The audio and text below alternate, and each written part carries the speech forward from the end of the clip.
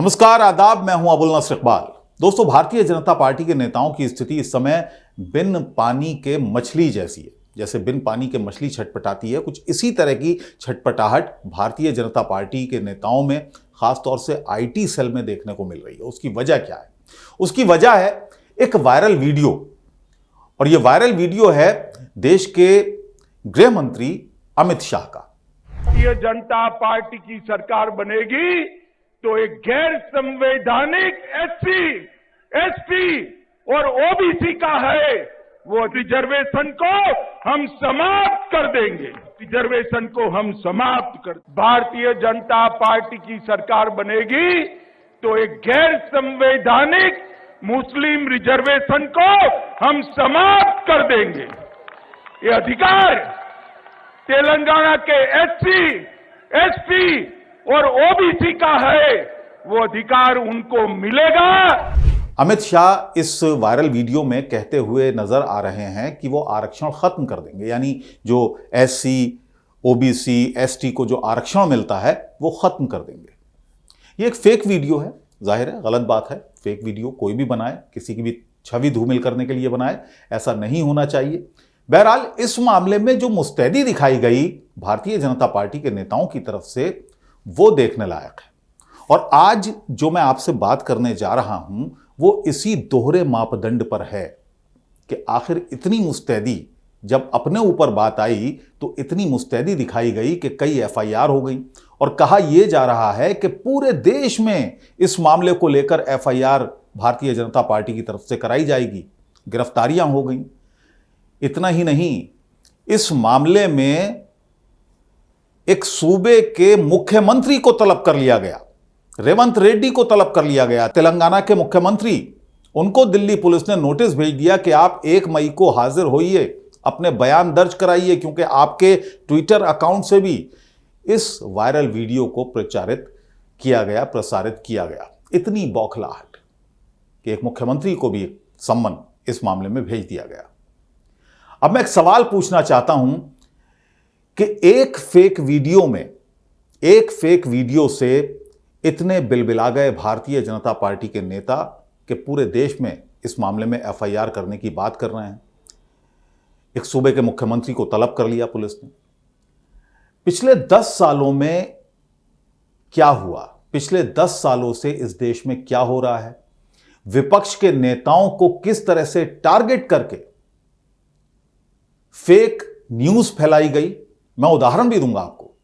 उदाहरण के तौर पर राहुल गांधी का वो आलू वाला वीडियो आपको याद होगा, जिसमें राहुल गांधी एक रैली में कहते नजर आ रहे हैं कि एक तरफ से आलू डालो तो दूसरी तरफ से सोना निकलेगा, ये कहते हुए नजर आ रहे हैं। और उसके बाद कितना मजाक उड़ाया। आईटी सेल इसमें शामिल हो गया। आईटी सेल ने कि जो और कई संगठन थे, उनके जरिए से जो troll army Bharatiya Janata party के नेताओं की है, भारतीय जनता पार्टी की है, उन्होंने इस तरह के मैसेजेस को ठेलना शुरू कर दिया। और सुबह शाम जिनका काम होता है कि वो सिर्फ इस तरह के मैसेजेस फैलाते हैं, फेक न्यूज़ फैलाते हैं, उन्होंने अपना काम शुरू कर दिया। और उसके बाद किस तरह से मजाक उड़ाया गया राहुल गांधी का, वो भी सबने देखा। हालांकि वो राहुल गांधी का वीडियो पूरी तरह से डॉक्टर्ड वीडियो था, फेक वीडियो था, गलत तरह से सूचना फैलाने का काम किया। ऐसी मशीन लगाऊंगा, इस साइड से आलू घुसेगा, उस साइड से सोना निकलेगा। इस साइड से आलू डालो, उस साइड से सोना निकालो। इतना पैसा बनेगा, आपको पता नहीं होगा क्या करना है पैसे का। और इसमें सिर्फ आईटी सेल ही शामिल नहीं था, छुटभइये नेता या कार्यकर्ता शामिल नहीं थे, बल्कि भारतीय जनता पार्टी के बड़े बड़े नेता, यहां तक कि प्रधानमंत्री भी उसमें शामिल थे। और प्रधानमंत्री तो अभी तक अपनी जनसभाओं में उस वीडियो का जिक्र करते हैं। ऐसे बुद्धिमान, ऐसे तेजस्वी लोग हैं, वो आलू से सोना बनाते हैं। वो काम हम नहीं कर सकते भाई, माफ करना। मैं आलू से सोना नहीं बना सकता, न मेरी पार्टी बना सकती है। और इसलिए जिसका मन करता है आलू से सोना बनाना, वो जरूर उनके पास चले जाए। हम आपको ये वादा नहीं दे सकते और न ही हम ये वादा निभा सकते हैं। हम झूठ नहीं बोल सकते जी। तो क्या प्रधानमंत्री के खिलाफ कार्रवाई नहीं होनी चाहिए?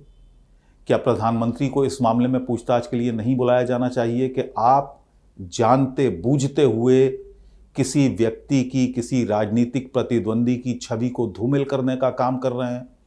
राहुल गांधी ने क्या कुछ कहा था, पूरी तरह से उसको बयान नहीं किया गया। दरअसल राहुल गांधी जिक्र कर रहे थे प्रधानमंत्री का, और अपनी इस बात के बाद राहुल गांधी ने यह भी कहा था कि ये मेरे शब्द नहीं हैं, बल्कि प्रधानमंत्री नरेंद्र मोदी के शब्द हैं। लेकिन उस हिस्से को काट दिया गया और सिर्फ उतना हिस्सा लिया गया जिसमें राहुल गांधी कहते नजर आ रहे हैं कि एक तरफ से आलू डालो तो दूसरी तरफ से सोना निकलेगा, और उसको प्रसारित किया गया कि ये राहुल गांधी के शब्द। ऐसी मशीन लगाऊंगा, इस साइड से आलू घुसेगा, उस साइड से सोना निकलेगा।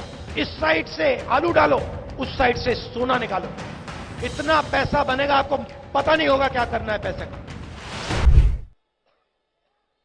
आलू के किसानों को कहा, ऐसी मशीन लगाऊंगा, इस साइड से आलू घुसेगा, उस साइड से सोना निकलेगा।